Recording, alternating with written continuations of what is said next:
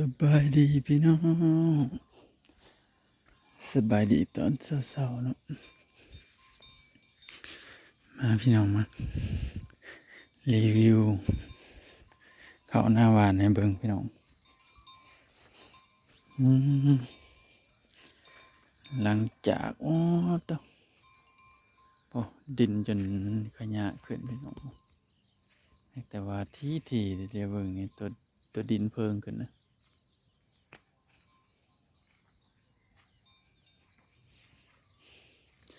มันสิออกอยู่บ่เนาะฝนก็บ่ตกบัดนี้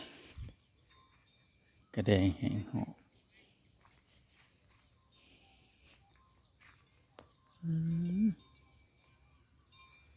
ทีอีหลี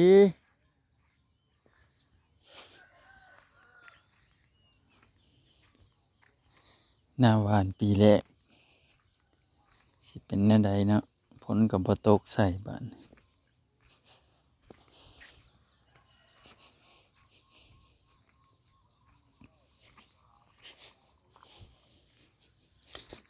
ว่ากล้องเขาอันน่ะงามเลยลูกกลมเขาผู้ไทยกบน่ะเอาเฮ็ดผิดแต่บ่จักซะนะ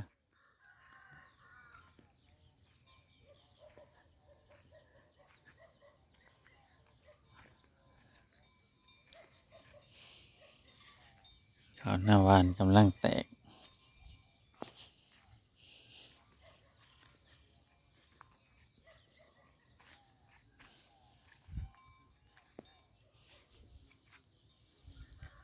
ใครอยู่ผู้ตกกล้าไว้ดำเลย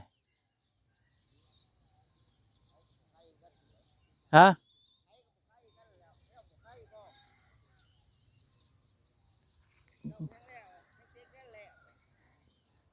เด้มันออกมันย่างมาคิงนี่แล้วมันออกมาข้างมาคิงนี่แล้ว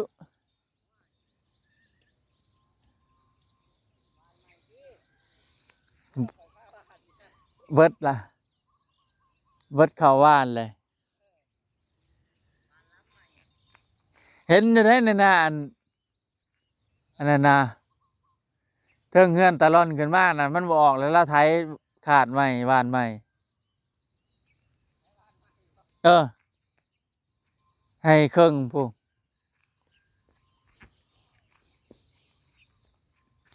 นี่เป็นน้ำฝนบ่ตกนี่บ่ฮะมันเป็นน้ำฝนบ่ตกนี่บ่งัวย่องบ่ไล่หอดเฮือนเขาอยู่บ่ไล่หอดเฮือนเขาอยู่บ่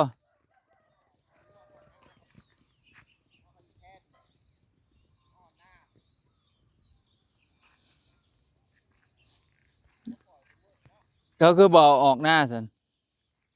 เขาคือบ่เอาออกหน้าซั่นเนาะอยู่หน้าก็ออกไปเลี้ยงอยู่หน้าพุ่นแหล้วนี่บ่เลี้ยงบ่หยัง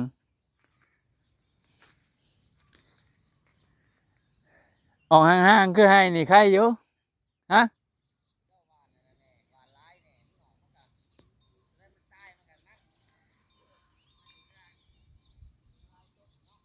เออ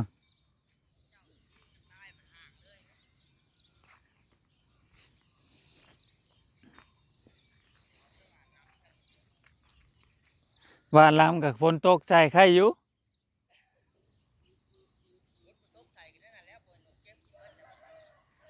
หวานลำบัดฝนบ่ตกนี่ติ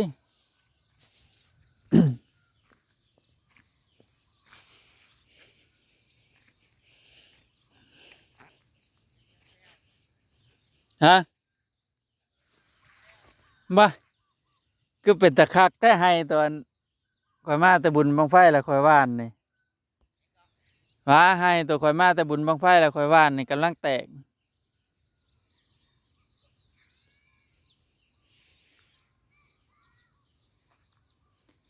อืมเริ่มออกเลยพี่น้องผมแต่นาทีนี่พี่น้อง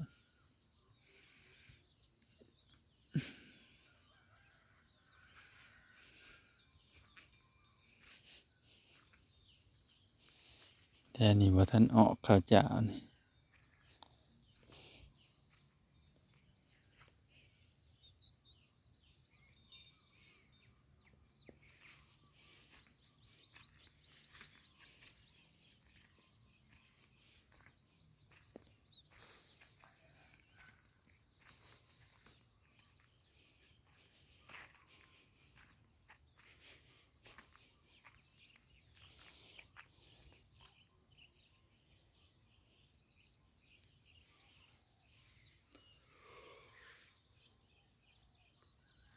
อื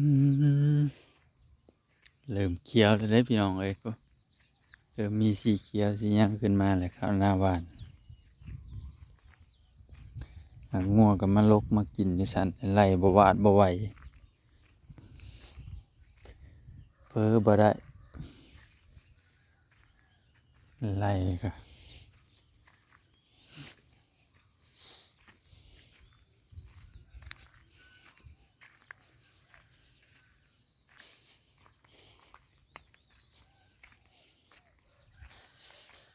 ป๊าดโตของเจ้านี่พอดีงามมาเลยฮะ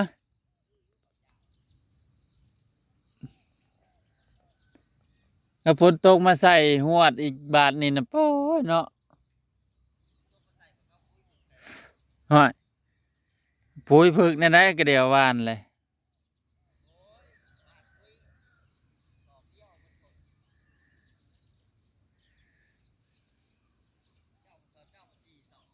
ฮ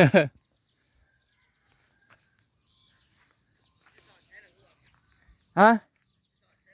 อยู่ในการจิกได้แม่ว่าน่ะไปสอนได้เอ้ยได้แต่หวกอันนั้นนะหวกแก้วนะ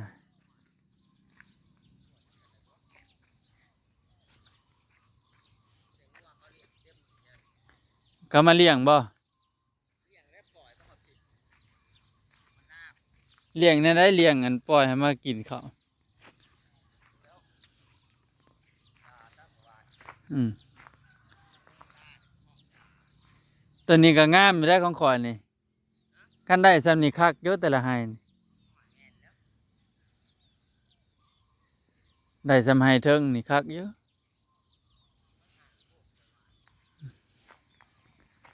ว่าตัวนี้ข่อยอั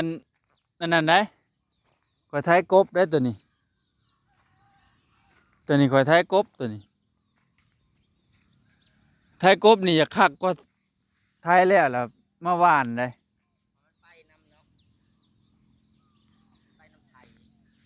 ฮะบ่แล้วเฮาหว่านแล้วมันจะก้อนเนาะบ่ก็ตอนติเอออืมมีแต่ครึ้มฟ้าครึ้มฝนน่ะบ่ตกจักเทื่อ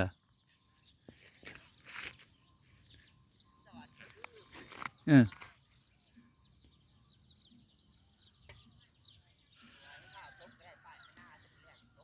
อ๋อคือสิตันน้ำไว้คักแท้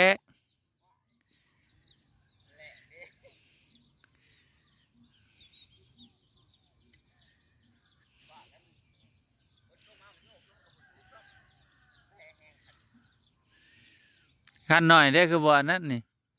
ก่อนกี่ไทยจนท่วมเลยฮะ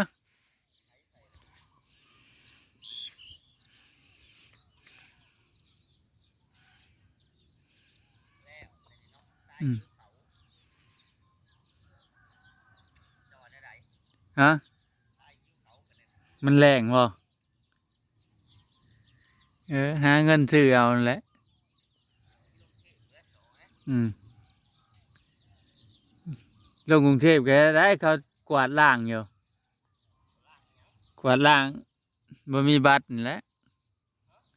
กวาดล้างผู้บ่มีบัตรไปเฮ็ดงานแล้วไปเกาหลีบ่ดีบ่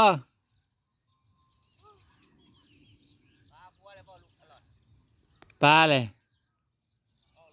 เออ